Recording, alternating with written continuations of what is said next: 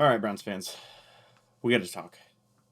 There's a lot of hype right now about the problems with the team. A lot of people are saying it's wide receivers that we're dropping the ball. A lot of people saying it's coaching. They want Stefanski out of town. Um, they blame ownership. They blame Andrew Berry. They blame quarterback play. Right? They want to see Shadeur Sanders. Well, I think a lot of this gets overlooked because it's not pretty. But we're going to talk about the true root cause of the issue. Um, and I'm going to show you some game film from the Jets game that I think might open your eyes because it gets overlooked. Um, it's not uh, pretty to look at. Um, and not a lot of people are talking about it. So, listen, we're going to break into some film. I'm going to show you a couple clips. We'll go 4 or 5 that demonstrate my point here. And I'm going to kind of talk about, I think, what some of the fix should be. So this is going to be the second play of the drive.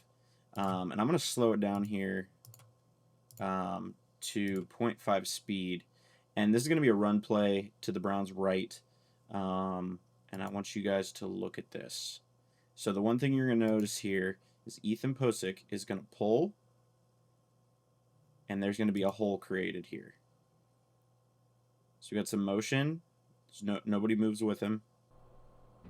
So Posick pulls, and the hole's going to be right here. This is where Judkins is supposed to run through. Okay? But I want you to watch Wyatt Teller.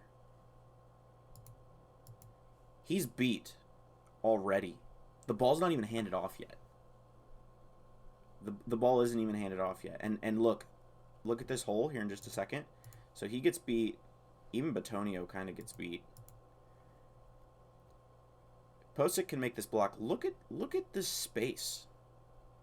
Right? He's going to get tackled here. But look, there's nobody here.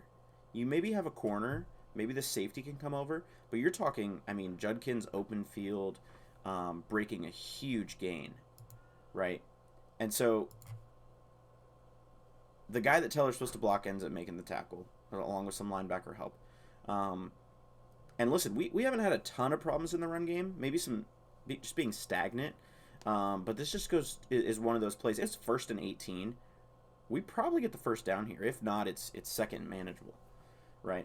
So this is just one example of Wyatt Teller getting beat, and my true opinion, and I think it's pretty clear that the offensive line is the root problem. Everything else is playing a role. Don't get me wrong. We talk about. I'll do this play again so you guys can watch it. We talk about wide receivers dropping the pass, right? But through all the film study I've done, Gabriel has less than 2 seconds to pass the ball, right? No quarterback is going to do well when he has less than 2 seconds to throw pretty consistently. I pulled a stat that 43% pressure rate allowed by the Browns offensive line, which is the second highest of any Browns offensive line ever. So this is one example. I want to take you guys to another clip that I think will show this even more. All right, here's our next play. We're 3rd and 5. It's near the end of the first quarter. And this is going to be a good play. We're in trips right, 3 out to the right. I have it in 0.75 speed. And what's going to happen here is Judy's going to come out to the right. Here he goes in motion. And he's going to be pretty open. But look at Cam Robinson right here. Okay, so we acquired Cam Robinson. We needed some tackle help. DeJuan Jones out for the season with injury. He gets hit with a pretty nasty spin move. And he's at the quarterback. Right. Not to mention, again, here's Wyatt Teller allowing some pressure. Wyatt Teller's guys getting to the ball. But Robinson got beat, and he's clueless. Now, look, Judy is really open. So I know Judy's had a really tough season, but it's hard for a guy like Judy to get this much separation when they have 2 seconds to throw. Harold Fannon's also open, right near the first down. So he had some options to throw the ball to, but but he had less than 2 seconds to get this pass off, right? And, you know, Jeudy catches it. We end up getting the first down. All is well. But, like, I think that's part of the reason why it gets overlooked is because of how bad the offensive line play is. And this play, I think nobody even really noticed outside of Dillon Gabriel, who got hit. So I got a couple more plays coming up for you guys here in just a second. Okay, now this one's kind of interesting. You see the score changed here. We're in the second quarter. Right here's where we score a touchdown. I believe this one was off of an interception. But this one is kind of an interesting play, again, where the wide receivers actually do a good job. Our offensive line kind of lets Dillon Gabriel down. So I'm going to slow this down to 0.5. We're about to snap the ball. Again, this one goes to Jerry Jeudy. Okay. Now, what's going to happen here is we're going to shift everything to the left, but the real play is a rollout to the right by Gabriel. You're going to have a couple linemen here that are supposed to hold up. So you'll see what happens. Now I want you to watch. Right here's Conklin. Okay. He's already beat. Right? Now, what options do you have? Gabriel sees 83 coming open, which is Corley. And then you're going to have a couple deep routes. Now, Judy's not even really open yet. Like, he's pretty covered. But look, I mean, he just has a straight line run right to the quarterback, right to Dillon Gabriel. Now he's gonna just kind of trust his man. He has one-on-one. He sees Judy's gonna come out this way. He's gonna have the safeties coming over to Tillman, but it's just gonna be a trust your guy, and Jeudy makes the play. Like, this is actually a great play by Jeudy. Comes back to the ball and makes the catch. But the point is, again, here's Conklin just getting beat, like, bad. It's really frustrating when you really watch. It's hard to blame a guy like Dillon Gabriel. You're a rookie quarterback. It's your first year in the NFL, and your line is doing nothing for you. Every play consistently, it's less than 2 seconds to throw. So I got a couple more. Okay, this is the last one I think that I really need to show to prove my point. We've seen Teller get beat. We've seen Conklin get beat. We saw Robinson get beat once on a spin move. This one, again, is highlighting Robinson. Again, this is a guy we just acquired to provide some help. And this one's pretty rough. Again, you're in 2nd and 26, so you know it's a passing situation. Okay, it's a tie ball game. You're about halfway into the third quarter. Watch Cam Robinson here just get smoked. Okay, so first off, they're rushing 1, 2, 3, 4, 5. We have Sampson here to help protect, so we really... And Njoku's still in, so we have 7 protecting. Njoku's going to go out, but again, look at Robinson here. Like, doesn't even put up a fight. It's like he's looking to block here. This guy, who 44 is Sherwood, their middle linebacker. He's on Sampson, probably just covering him, right? Batonio's doing a great job, and I don't know. Robinson thinks he's supposed to block the middle linebacker or what? You know, maybe it's miscommunication, but blown right past. And my favorite is this look. Like, what are you looking at, man? You're just looking back at everybody else doing a good job blocking. And then you have Conklin kind of just standing here doing nothing. Still just standing. Two of them standing. Like, turn around and help your quarterback. Standing. Now, listen, I love Gabriel's playmaking. Okay, some are still blocking here, though. Like, who's still blocking? Cam Robinson and like, these two, I think it's Teller. It is Teller. Teller and Robinson, like, who are you blocking? At least Teller tries to come around. Batonio's still putting up a fight. Love Batonio, by the way. I watched every single clip of the offensive line for this video. I did not see a single missed block by Batonio. So props to that man. Unfortunately, I think he's going to be retiring soon. And I'll say Posick, he missed one assignment, I think, and it wasn't that bad. But the other three, Teller, Conklin, and Robinson, just, you know, they got blown out this game. They didn't have a single, great block that I saw. Every play, I mean, the line just abused them, the defensive line. So now look, Gabriel uses his feet here. I wish he did this a little bit more. Obviously, be smart. He gets out of bounds. He's going to get shoved out. Not really. Just runs out of bounds. I love that play by our rookie quarterback where your line just let you down. Your line let you down. Now I'm going to show you the sideline view. I just want to see if anybody was open. I think that's important to really look at. So let's look at the wide receivers. Look, he's already in his face. He's already in his face, which, again, it's about 2 seconds. I'm in slow-mo here. That's about 2 seconds to throw the ball. Maybe you have Njoku here, but, again, it's 2nd and 26, so you need something more than throwing the ball to the line of scrimmage. I mean, the 30 is the line of scrimmage. So this doesn't do you much good. You maybe have Judy, but, look, there's 2 covering Judy. Would anybody come open? This is a sit-down route, right? Like, he's curling back. So if he had time, you could have a timing route. You could have threw it to him.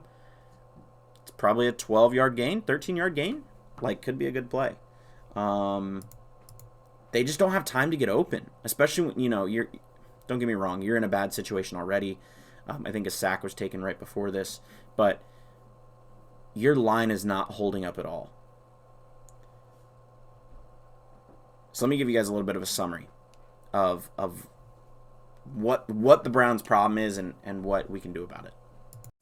So ultimately, the line is the problem. I think if this didn't show you, I mean, I could go back and pull other game film. I'm going to do a recap of the game with the Ravens to see what that looked like. But what can the Browns do ultimately?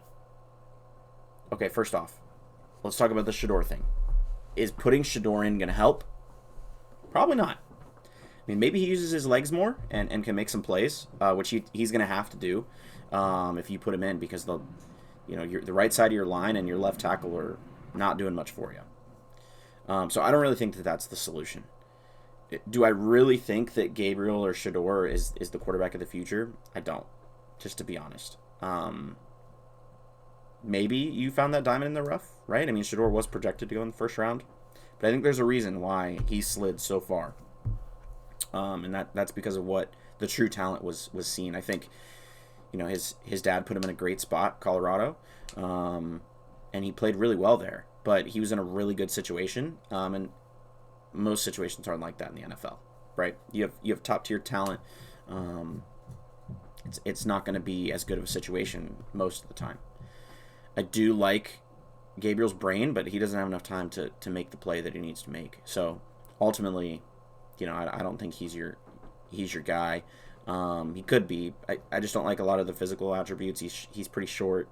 Not the biggest fan there. Is it a Stefanski issue? I don't believe so.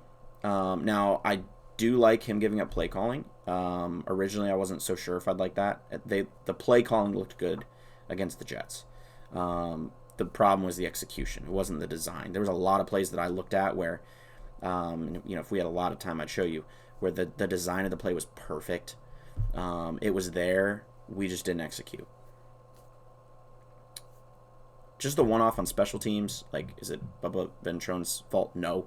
All right, again, that's an execution piece. The reason we lost this game is we gave up 2 special teams touchdowns, right? Now, we'll give him props. I didn't put it in the video, but that field goal, we had 10 seconds to get the field goal team on before halftime, kicked the field goal and made it. That was beautiful. Great job, Andre Schmidt, on that play. So, love the rookie kicker making that in clutch time. Is it the wide receiver's fault? No. I just showed you. They just don't have enough time to get open. I mean, and ultimately you can't. I mean, you can only be so fast. To create the separation you need in under 2 seconds is really, really hard. Would I hate us taking another wide receiver in the draft? Absolutely not. If we can get Carnell Tate, I would love that. I would love that. I'm going to end up doing a full draft guide on really what I wish the Browns would take if I was the GM. But I think if we can get Carnell Tate, why not? A revolutionary wide receiver is, doesn't come around super often. But ultimately, I think what you have to do in the draft is address O-line or offensive line. Do you have to do that in the first round? I don't know. I haven't done a full depth on where a lot of these tackles are landing. There's even some guards that are pretty good. But look, you're going to have Bitonio probably retiring. He said this year he really played for the team, but he said he can't feel his legs. So, I kind of hope he retires just because I don't want him to, have long-lasting consequences of that. I think you might have Posick for a couple more years, but you got to replace your left guard, your left tackle, your right guard, and your right tackle this year, whether that's free agency or the draft. I don't really know. I think Andrew Berry did a great job in this past draft with Schlesinger, even getting Bond late, technically after the draft, but whatever. With Mason Graham has been great. Harold Fannon's been great as well. Judkins has been great. Sampson's been great. I love that draft class. We had some more of those draft classes, and listen, this is a bigger problem than just the offensive line. Quarterback play has a little bit to do with it. Also, that decision to sign Deshaun Watson to trade for him that set us back 3 or 4 years. That's the true answer. Listen, if we don't make that trade, if we don't make that trade, if we have another great draft that year around Baker, he had his problems in Cleveland, super inconsistent, right? He found that consistency now. He matured as a player, which is great for him. But if you would have built around him some of those pieces that were available that year, where we didn't have to give up a first-round pick, right? You also gave, how many first-round picks did we give up? 3, right? There's so many problems with that trade. We're still stuck with the dead cap, right? Which is still a problem. Might be a problem into next year, depending on what they can do with his contract. So, listen, ultimately it's an offensive line issue. They need to fix the offensive line for this team to do anything. When the quarterback doesn't have time to throw, the wide receivers don't have time to get open, that's when you end up making more errant throws, throwing interceptions, stuff like that. I even look back to talk about Joe Flacco for a second. He had the same issues. Why do you think everybody hated on the Browns for just this? It felt like this dump off offense where we throw the check down every single time. Well, the reason we're doing that is because Flacco doesn't have time. There's people in his face. He's getting hit. He's 50 years old, right? So he doesn't want to take those hits. He's going to dump it off. But the downfield receivers don't have time to get open. And that's why the tight ends have looked great, because they tend to come open quicker, where a linebacker has to pick them up in coverage. And ultimately, I think we have a really easy schedule going forward. But if our line doesn't get, if the line either doesn't start playing better or we don't pick somebody up, it's not going to matter, right? We might as well lose out. I hate saying that as a Browns fan, but we might as well lose out, get a good draft pick. I'll do a full draft guide, down the road. But if you disagree with me, please let me know in the comments. I'd love to get other people's opinions. I'm just a random guy on the internet, but ultimately I think the game film really shows what the problems are. So appreciate you guys for watching. This is my first video, so be kind. They'll get better as we go. But appreciate you guys watching. Please subscribe and check out the next video.